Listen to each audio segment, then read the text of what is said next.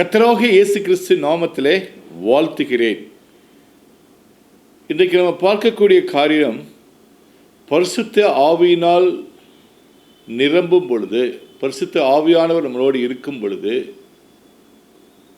நமக்கு என்னென்ன மாற்றங்கள் ஏற்படுகிறது, என்னென்ன காரியங்களை குறித்து நாம் பரிசுத்த ஆவியானவரால் பலனடைந்து சாதாரண வாழ்க்கைக்கும் பரிசுத்த ஆவியை பெற்ற நமக்கும் உள்ள வித்தியாசத்தை நாம் என்று பார்ப்போம். உங்களுக்கு ரோமர் 15ஆம் அதிகாரம் 13ஆம் வசனம் சொல்லுது, பரிசுத்த ஆவியின் வல்லமையால் நம்பிக்கை பெருக, நம்பிக்கையின் தேவன் விசுவாசத்தினால் சந்தோஷம் மற்றும் சமாதானத்தால் உங்களை நிரப்புவார் என கூறப்படுகிறது. பரிசுத்த ஆவியின் வல்லமையால், ஒரு வல்லமை பரிசுத்த ஆவிக்கு இருக்கு. நமக்கு மனிதனாக சில வல்லமைகள் இருக்கு, ஆனால் பரிசுத்த ஆவிக்கு ஒரு வல்லமை இருக்கு. நாம் தனியாக செயல்படும் பொழுது நம்முடைய வல்லமை மாத்திரம்தான் செயல்படும். அதுக்கு ஒரு லிமிட்டேஷன்ஸ் இருக்கு, ஹியூமன் லிமிட்டேஷன்ஸ் இருக்கு. மனுஷனுக்கு ஒரு லிமிட்டேஷன், இவ்வளோதான் நம்மளோட வல்லமை இருக்கும். நம்ம கண்களுக்கு தெரிகிற சில காரியங்கள் மாத்திரம்தான் நமக்கு அந்த வல்லமையை பயன்படுத்த முடியும். ஆனால் பரிசுத்த ஆவிக்கு ஒரு வல்லமை இருக்கு. அந்த வல்லமை மூலமாக தான் சில காரியங்களை நாம் நிச்சயமாக பெற முடியும். உங்களுக்கு ஒரு நிச்சயம் நம்மளுக்கு கொடுக்கப்படுது. என்னன்னு பார்த்தீங்கன்னா, நம்பிக்கையின் தேவன் நம்பிக்கை பெருக, அதாவது வல்லமையால் நம்பிக்கை பெருக. ஒரு காரியத்தை குறித்து நாம் நம்பியிருக்கும் பொழுது, நம்ம எதிர்காலத்தை குறித்து அது பார்த்தீங்கன்னா ஒரு வேளை நோயிலிருந்து விடுதலை இருக்கலாம், கடன்லேருந்து விடுதலையாக இருக்கலாம், ஒருவேளை சூழ்நிலைகள், இப்போ இருக்க சூழ்நிலைகள், தொழில் சரியில்லை, அந்த மாதிரி சூழ்நிலைகள் மாற வேண்டும் என்று ஒரு நம்பிக்கையில் நம்ம இருக்கலாம். அந்த நம்பிக்கை பெருக வேண்டும் என்றால், சில நேரம் நம்பிக்கையே போச்சுங்க அப்படின்னு சில பேருக்கு சொல்கிறத பார்ப்போம். ரொம்ப நாள் நம்பினேன், ஆனால் இப்போ அந்த நம்பிக்கையே போச்சு அப்படின்னு சொல்லுவாங்க. அப்போ அந்த நம்பிக்கை பெருகவில்லை என்று அர்த்தம். அந்த நம்பிக்கை பெருகுவதற்கு நம்மளுக்கு எது தேவைன்னு பார்த்தீங்கன்னா, பரிசுத்த ஆவியின் வல்லமை. காரணம், நமக்கு ஒரு நிச்சயம் இருக்குது, பரிசுத்த ஆவியானவர் நமக்குள்ளே வாசம் செய்கிறார். அப்போ அந்த நம்பிக்கை, எதன் மேல் நம்பிக்கை வைத்திருக்கிறோமோ அந்த நம்பிக்கை வளரும், நம்மளுக்கு அது பெருகும். அதான் சொல்லுது, நம்பிக்கையின் தேவன் விசுவாசத்தினால் சந்தோஷம் மற்றும் சமாதானத்தால் உங்களை நிரப்புவாராக. விசுவாசிக்கிறோம் ஒரு காரியத்தில், நம்புகிறதுக்கும் விசுவாசத்துக்கும் வித்தியாசம். ஒரு காரியத்தை நம்புகிறோம், அதுக்கு பிறகு பார்த்தீங்கன்னா அது ஸ்ட்ராங் ஆக அது விசுவாசமாக மாறுது. அந்த நம்பிக்கை நடந்து முடிந்தது என்று நாம் அதை யோசிக்கும் பொழுது அது விசுவாசமாக மாறுது. உங்களுக்கு கண்களுக்கு தெரியாத ஒரு காரியம் நமக்கு விசுவாசத்தின் மூலமாக, அந்த விசுவாசத்தின் கண்களுக்கு அந்த காரியம் தெரிய ஆரம்பிக்குது. அப்போ ஒரு நிச்சயமாக இந்த காரியம் நமக்கு நடக்கும், இந்த காரியத்திற்காக நாம் வேண்டிக் கொண்டிருக்கிறோம்.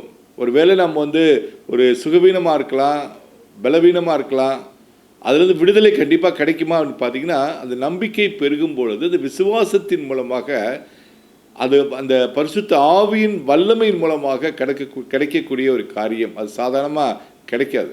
அது நமக்குள்ளே இருக்கிறனால, அந்த பரிசுத்த ஆவி நமக்குள்ளே இருக்கிறனால அது நம்மோடு பேசிக்கொண்டே இருக்கும். அது நமக்கு சில காரியங்களை வெளிப்படுத்தி கொண்டே இருக்கும். அப்போ நாம் இந்த காரியத்தில் நாம் நம்பிக்கையாக இருக்கலாம். கர்த்தர் கண்டிப்பாக நமக்கு கூட இடைப்பட்டு செயல்பட்டு இந்த காரியத்தை செய்து முடிப்பார்.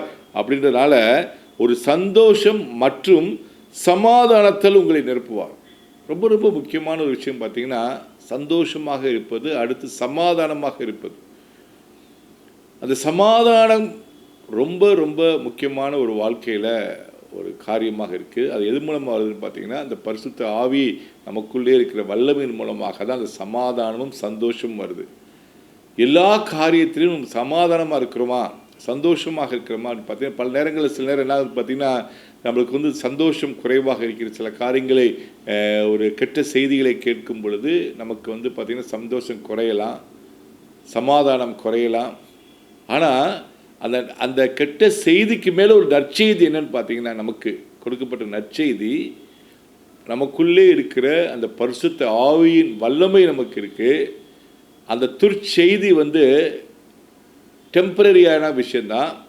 அந்த காரியம் நற்செய்தியாக மாறும் என்ற அந்த ஒரு நிச்சயம்தான் நம்ம வாழ்க்கையில் ரொம்ப ரொம்ப முக்கியம். அது வந்து எது மூலமாக கிடைக்குதுன்னா, பரிசுத்த ஆவி எனக்குள்ளே வாசம் செய்வது என்ற அந்த நம்பிக்கையின் மூலமாக கிடைக்குது, அந்த விசுவாசத்தின் மூலமாக கிடைக்குது. அப்போ சமாதானம் இருக்கும், சந்தோஷம் இருக்கும். அப்போ பரிசுத்த ஆவியானவர் நமக்குள்ளே இருக்கும் பொழுது அந்த சமாதானமும் சந்தோஷமும் நமக்கு கிடைக்குது உங்களுக்கு.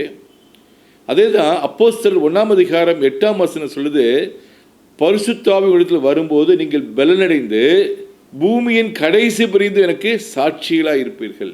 அப்போ நம்ம எப்படி அடுத்தவங்களுக்கு ஒரு சாட்சியாக இருக்க முடியும், ஒரு டெஸ்டிமோனியாக நம்ம எப்படி இருக்குன்னு பார்த்தீங்கன்னா, பூமி கடைசி பரியந்தம் நாம் வந்து அந்த காரியத்தில் நம்ம இருக்கக்கூடிய, நமக்கு தான் சொல்லப்பட்டிருக்கு, இந்த பூமியின் கடைசி பரியந்தம் இருக்கக்கூடிய ஆட்கள் நம்ம பரிசுத்தம் வரும்போது நீங்கள் பலனடைந்து, அந்த ஒரு பலன் நமக்கு கொடுக்கப்படுது, ஒரு எக்ஸ்ட்ரானரி பவர், ஒரு ஸ்ட்ரென்த் நமக்கு அந்த பரிசுத்தாவின் மூலமாக கிடைக்கக்கூடிய ஒரு காரியம். அதை நமக்கு சாதாரணமாக எடுத்துடக்கூடாது உங்களுக்கு. அது வந்து நமக்கு நிச்சயமான ஒரு நம்பிக்கையான ஒரு முடிவு நமக்கு கொடுக்குது. அந்த கண்டிப்பாக இது நமக்கு நடக்கும் இந்த காரியம். இந்த நோய் என்னை விட்டு விலகும், அதை சுகம் கொடுக்கிற தேவன் எனக்குள்ளே வாசம் செய்கிறார், பரிசுத்த ஆவி எனக்குள்ளே இருக்கிறார். அப்போ அந்த எப்பேற்பட்ட வியாதியாக இருந்தாலும் அதிலிருந்து விடுவிக்கப்படுவேன், எப்பேற்பட்ட கடன்கள் இருந்தாலும் அதிலிருந்து எனக்கு விடுதலை கிடைக்கும், உறவுகள் பிரிந்திருக்கலாம், அது வந்து ஒன்று சேரும் உங்களுக்கு. ஒருவேளை ப்ரமோஷன் இல்லாமல் இருக்கலாம், அந்த ப்ரமோஷன் வந்து கிடைக்கும் உங்களுக்கு, தொழில் விருத்தியாகும். இந்த மாதிரி சில காரியங்களுக்கு வந்து நிச்சயமற்ற ஒரு வாழ்க்கையில் இருக்கும் பொழுது இந்த பரிசுத்த ஆவி இருக்கிறனால, ஏன்னா பரிசுத்த ஆவிக்கு அனைத்து காரியங்களும் அறியும் உங்களுக்கு. The spirit that raised Jesus from the dead, இயேசுவை உயிரோடு எழுப்பின அதே ஆவியானவர் உங்களுக்குள்ளே வாசம் செய்கிறார். அந்த ஆவியானவர் பலவிதமாக கிரியை செய்திருக்க நம்ம வந்து நியூ டெஸ்டமெண்ட்டில் பார்க்குறோம், புதிய ஏற்பாட்டில் பார்க்குறோம். பலவிதமான இயேசு செய்தக்கூடிய அற்புதங்கள் வந்து பார்த்திங்கன்னா, அவ்வளவு அற்புதங்கள் மேல் அற்புதம் நடக்குது. ஆவியினால் நடத்தப்பட்ட அந்த காரியம் உங்களுக்கு. இந்த பரிசுத்த ஆவி இருக்கும்போது நம்மளுக்கு இன்னொரு பெரிய விஷயம் என்னன்னு பார்த்தீங்கன்னா, கர்த்தர் வந்து ஒரு பயமான ஒரு ஆவியை கொடுக்கறது கிடையாது உங்களுக்கு. 2 தீமோத்தேயு 1:7 சொல்லுது, தேவன் நமக்கு பயமுள்ள ஆவியை கொடாமல் பலமும் அன்பும் தெளிந்த புத்தியுள்ள ஆவியை கொடுத்திருக்கிறார். நம்மளுக்கு எப்பேற்பட்ட ஆவி கொடுக்கப்படுதுன்னா, பயமுள்ள ஆவி கிடையாது. பல நேரங்களில் பயம் வந்து நம்மளை சூழ்ந்து கொள்கிறது. பல காரியங்களை குறித்து நம்ம பயப்படுறவர்களாக இருக்கவங்களுக்கு, மனுஷனில் பல பேர் வந்து பயந்து கொண்டு, பயப்படாதே என்ற வார்த்தை தான் வந்து வேதாகமத்தில் அதிகமான ஒரு வார்த்தையாக பயன்படுத்தப்படுது. காரணம் பார்த்தீங்கன்னா, மனிதனாக பிறந்த எல்லாரும் அந்த ஒரு பயத்துக்குள்ளே இருக்கக்கூடிய, அது ஒரு ஆவி, ஒரு பயத்தின் ஆவி. அந்த ஆவியை எடுத்து வெளியில் போடணும் அப்படின்னா எந்த ஆவி வரணும்னு பார்த்தீங்கன்னா, பரிசுத்த ஆவியாக நம்மளுக்குள்ளே இருக்கும் பொழுது அந்த பயத்தின் ஆவி வெளியில் போய் பரிசுத்த ஆவியாக நம்மளுக்குள்ளே வந்துடுவார் உங்களுக்கு. தேவன் நமக்கு பயமுள்ள ஆவியை கொடாமல், அப்போ தேவன்றது வரக்கூடிய ஆவி என்னென்னு பார்த்தீங்கன்னா, அது பயத்தின் ஆவி இல்லை. ஒருவேளை நீங்கள் ஏதாவது ஒரு காரியத்தை குறித்து பயந்து கொண்டிருந்தீர்களால் அது தேவனிடத்திலிருந்து வந்த ஆவி அல்ல என்று நீங்கள் நிச்சயமாக தெரிந்து கொள்ளலாம். ஒரு சூழலை குறித்து பயப்படுறோம், ஒரு வியாதியை குறித்து பயப்படுறோம், ஒரு பற்றாக்குறையை பற்றி பயப்படுறோம், எதிர்காலத்தை குறித்து பயப்படுறோம். இந்த மாதிரி ஏதாவது ஒரு காரியத்தை பயப்படுவோம் என்றால் அது தேவனிடத்தில் வந்த ஆவி கிடையாது. அதனால் தேவன் நமக்கு பயமுள்ள ஆவியை கொடாமல் பலமும் அன்பும் தெளிந்த புத்தியுமுள்ள ஆவியை கொடுத்திருக்கிறார். அந்த பரிசுத்த ஆவி என்ன பண்ணுன்னு பார்த்தீங்கன்னா, ஒரு தெளிந்த ஒரு ஆவி. ஒரு காரியத்தை யோசிப்போம் என்றால், ஒரு காரியத்தை செய்து முடிப்போம் என்றால் அதற்கு ஒரு தெளிந்த புத்தி வந்து தேவைப்படுது உங்களுக்கு. ஒரு குழப்பம் இல்லாத அந்த எதிர்காலத்தை நோக்கி வாழக்கூடிய, அதுக்கு வந்து பார்த்திங்கன்னா அன்பும் தெளிந்த புத்தியுமுள்ள ஆவியை வந்து தேவன் நமக்கு கொடுக்கிறார் உங்களுக்கு. அது எப்பேற்பட்ட ஒரு காரியம் பாருங்கள். பயமில்லாத ஒரு வாழ்க்கை வாழ முடியும் அப்படின்னா அது பரிசுத்த ஆவியால் தான் முடியும் உங்களுக்கு. அந்த பரிசுத்த ஆவியை பெற்றுக்கொள்ளுங்கள். அப்போ வந்து அது பயத்தின் ஆவி வெளியில் போயிடும். அந்த பரிசுத்த ஆவி உள்ளே இருக்கும்போது பார்த்திங்கன்னா அந்த பயத்துக்கு வந்து நமக்கு இடம் இல்லை. ரோமர் 8:14 என்ன சொல்லி பாருங்கள், நமக்கு இந்த பரிசுத்த ஆவி இருக்கும் பொழுது பரிசுத்த ஆவியை பெற்றுக்கொள்வதற்காக நமக்கு ஒரு ஸ்டேட்டஸ் கொடுக்கப்படுது. நாம் தாயும் தகப்பனுக்கு பிறந்திருக்கிறோம் இந்த பூமியில். ஃபிசிக்கலாக நம்ம பிறந்திருக்கோம்.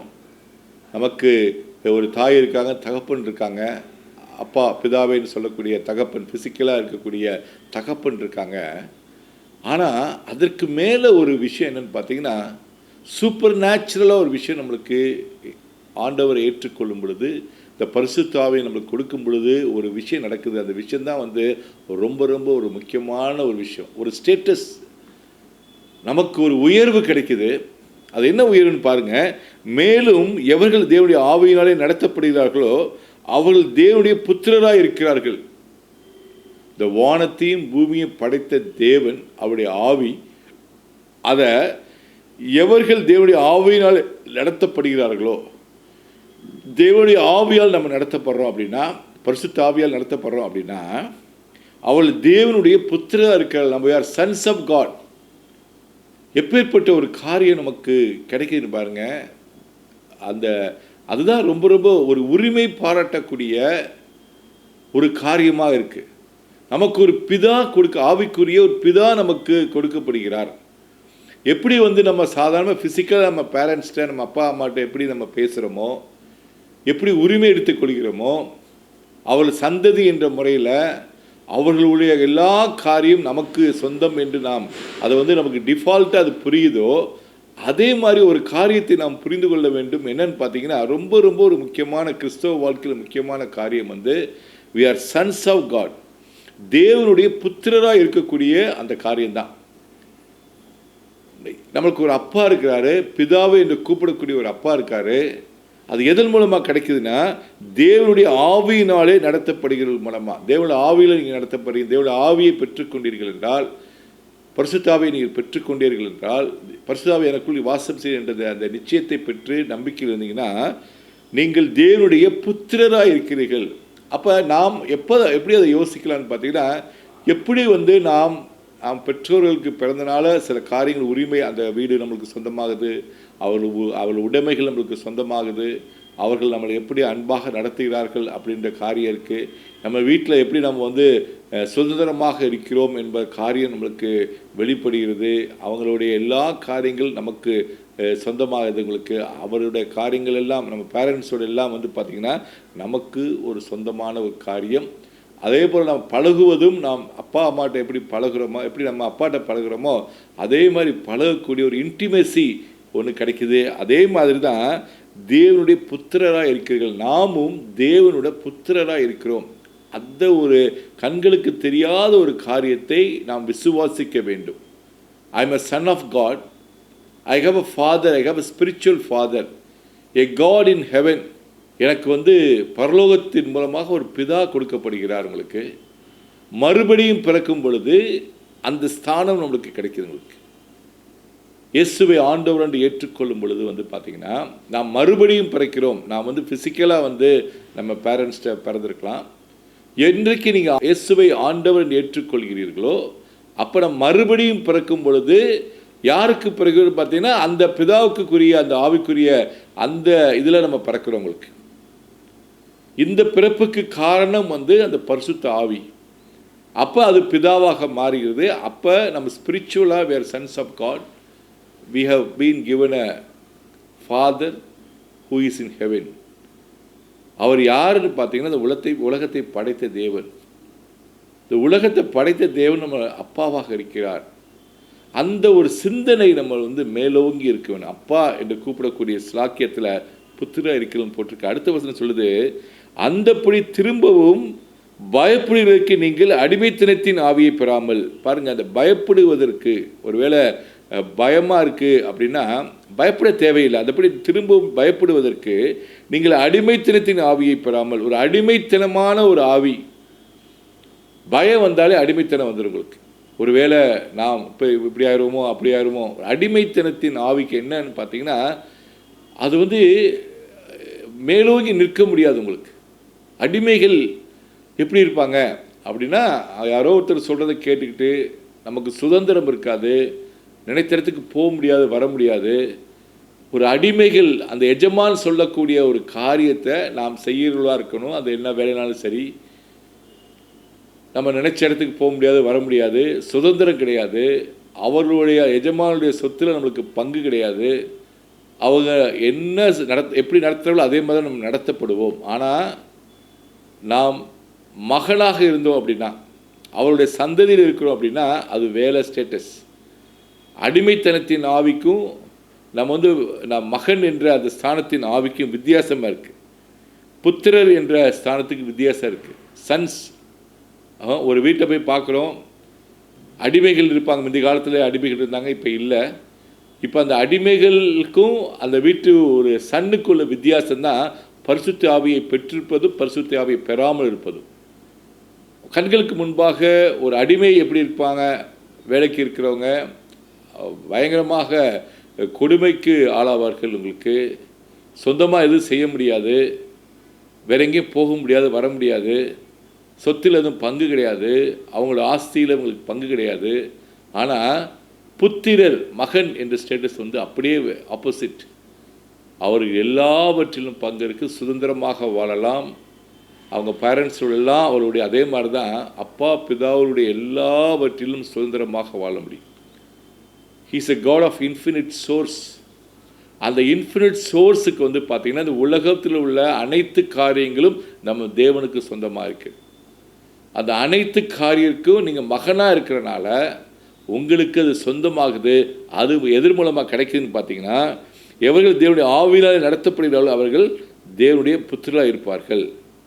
அந்தப்படி திரும்பவும் பயப்படுவதற்கு நீங்கள் அடிமைத்தனத்தின் ஆவியை பெறாமல் அப்பா பிதாவை என்று கூப்பிட பண்ணுகிற புத்திர சுவிகாரத்தின் ஆவியை பெற்றிருக்கிறீர்கள். அப்போ நம்ம என்ன கிடைச்சிருக்கு பார்த்தீங்கன்னா, அப்பா பிதாவை என்று கூப்பிட பண்ணுகிற புத்திர சுவிகாரத்தின் ஆவியை பெற்றிருக்கோம். அப்பேற்பட்ட ஒரு ஆவி நம்மளுக்கு புத்திர சுவிகாரம், அந்த சன்ற ஒரு ஸ்டேட்டஸ் வந்து அந்த பரிசுத்த ஆவினால் நம்மளுக்கு நடத்தப்படுறதுனால நம்மளுக்கு கிடைக்குது.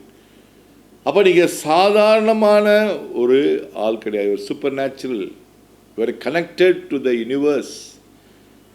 இந்த உலகத்தில் வந்து பார்த்தீங்கன்னா தேவாதி தேவனோட பிள்ளையாக நீங்கள் ஏற்றுக்கொள்ளப்படுகிறீர்கள்.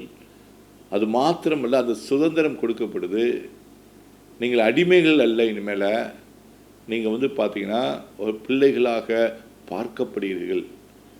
தேவன் உங்களை ஒரு பரிசுத்தாவை பெற்று நடத்தப்படும் போது உங்களை அவர் வந்து ஒரு பிள்ளையாக பார்க்கிறார். அப்போ அவர் பிள்ளையாக பார்க்கும்போது, ஒருவேளை நம்ம தகப்பட்டு கூட சில காரியங்களை கேட்கும் பொழுது அவங்களால சில காரியங்கள் கொடுக்க முடியாத சூழ்நிலை இருக்கலாம், சாதாரண அப்பா. ஆனால் ஆவிக்குரிய தகப்பனுக்கு எல்லாம் கூடும். தேவனால் எல்லாம் கூடும். மனுஷனால் கூடாத காரியம் தேவனால் கூடும்.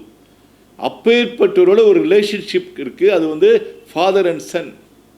அப்போ அந்த சன் வந்து நீங்கள் ஒரு டாட்டர், நீங்கள் தைரியமாக அவரிடத்துல கேட்டு பெற்றுக்கொள்ளலாம். அவருடையதெல்லாம் உங்களுடையது. அப்போ நம்முடைய சிந்தையில் எப்படி இருக்குன்னு பார்த்தீங்கன்னா, தேவனுடையதெல்லாம் என்னுடையது, அவர் எனக்கு அப்பாவாக இருக்கிறாரு, அவர் எல்லாவற்றையும் செய்ய வல்லவராக இருக்கிறார், நான் அடிமை அல்ல. அப்போ நான் அடிமைத்தனத்தின் ஆவியை பெறலை, பயப்படுகிற ஆவியை பெறலை. அப்போ நான் வந்து பார்த்திங்கன்னா அந்த கிங் ஆஃப் கிங், ராஜாதி ராஜா, அவருக்கு பிள்ளையாக இருக்கிறேன். அப்போ நானும் அதுக்கு சுதந்திரவாளியாக இருக்கிறேன் அப்படின்ற ஒரு நிச்சயம் நம்மளுக்கு கொடுக்குது. ஆவியை பெற்றீர்கள்.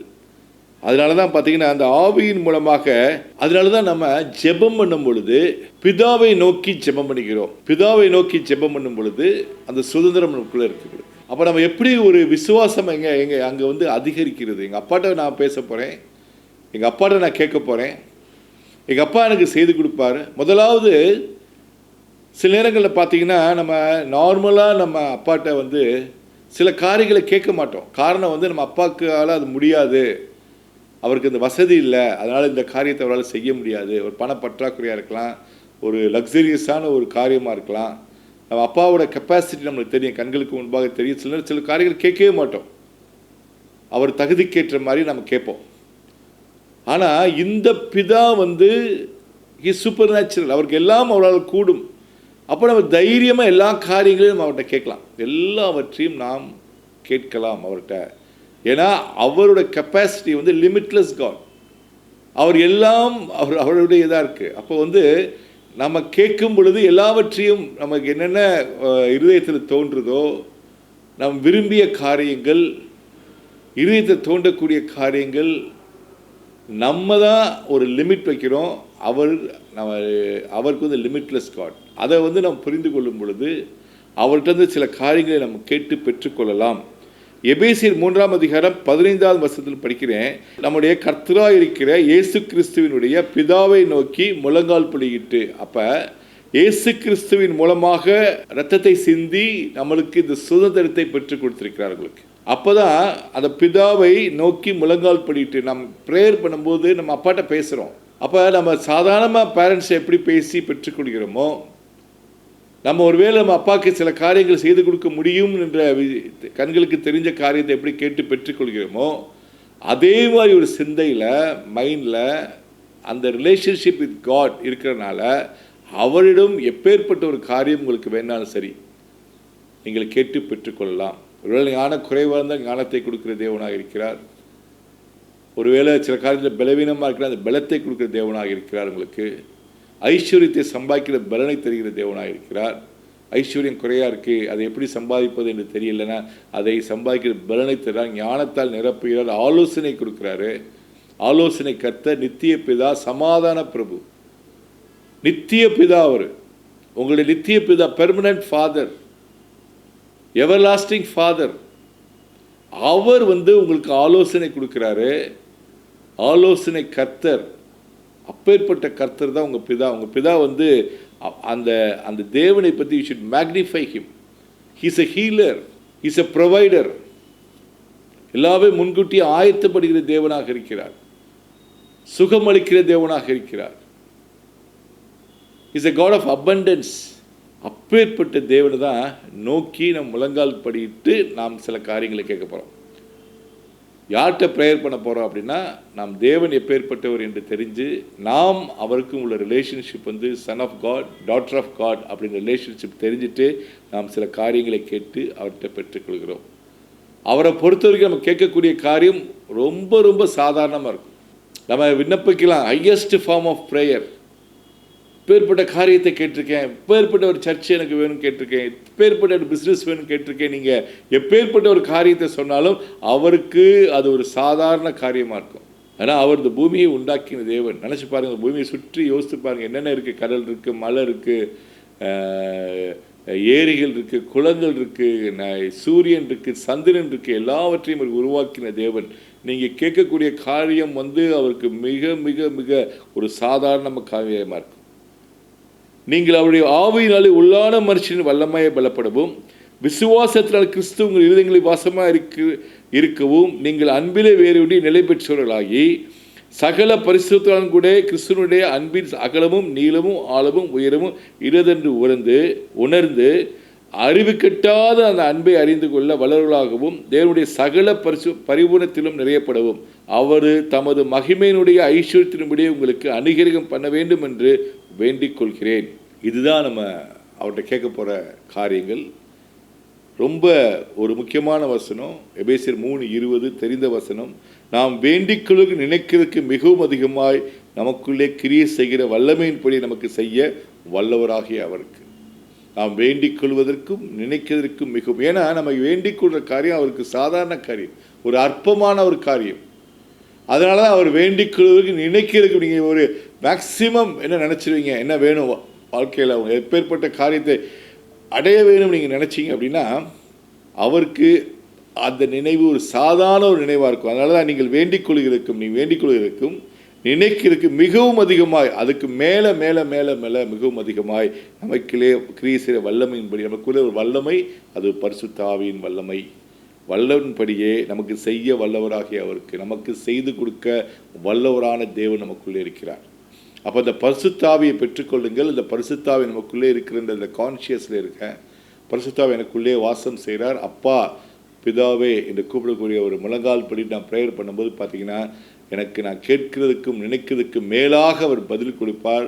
அப்படின்ற ஒரு காரியத்தை நாம் நினைத்து கொண்டு ஜெபிக்கும் பொழுது கர்த்தர் செய்ய வல்லவர். நீங்கள் எந்த காரியத்தை நீங்கள் நினைத்ததை பார்த்து கொண்டு கேட்டுக்கொண்டால் கர்த்தர் உங்களுக்கு பதிலளித்து அதை நிச்சயமாக கொடுப்பார்.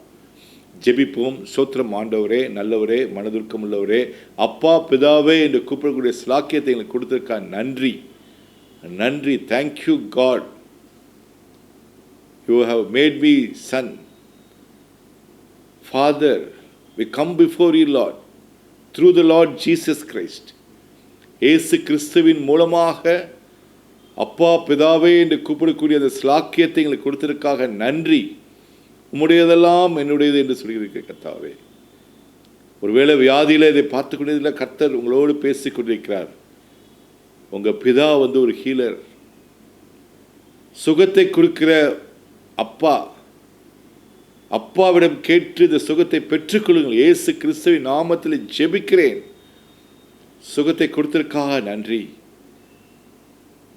அப்பா மூலமாக அந்த கடன் தீர்க்கப்பட்டதற்காக நன்றி. ஐஸ்வர்யத்தை சம்பாதிக்கிற பலனை அவரை உங்களுக்கு அளித்ததற்காக நன்றி. உங்கள் தொழில் விருத்தி அடைந்ததற்காக நன்றி. அந்த பயம், நீங்கள் பயந்த காரியங்கள் எல்லாவற்றையும் எடுத்து போட்டு ஒரு அன்புள்ள ஆவி, ஒரு கிருபையின் ஆவி உங்களுக்கு கொடுக்கப்பட்டிருக்காக நன்றி. ஒருவேளை எந்த ஒரு காரியத்திற்காக அதை பார்த்துக்கொண்டால் கர்த்தர் அதற்கு பதிலளிப்பார். நினைக்கிறதற்கும் வேண்டிக் கொள்வதற்கும் மிகவும் அதிகமாக உங்களுக்குள்ளே கிரியை செய்கிற அந்த வல்லமையின்படி கர்த்தர் உங்களுக்கு பதிலளிப்பார். இப்பொழுதே கேட்டு பெற்றுக்கொள்ளுங்கள். எங்களுக்கு அதை கொடுத்ததற்காக நன்றி, எங்களுக்கு பதில் அளித்ததற்காக நன்றி. அப்பா பிதாவே நன்றி. இயேசு கிறிஸ்துவின் நாமத்தில் ஜெபிக்கிறேன். ஆமேன், ஆமேன், ஆமேன். நீங்கள் ஆசீர்வதிக்கப்பட்டவர்கள். ஆமேன்.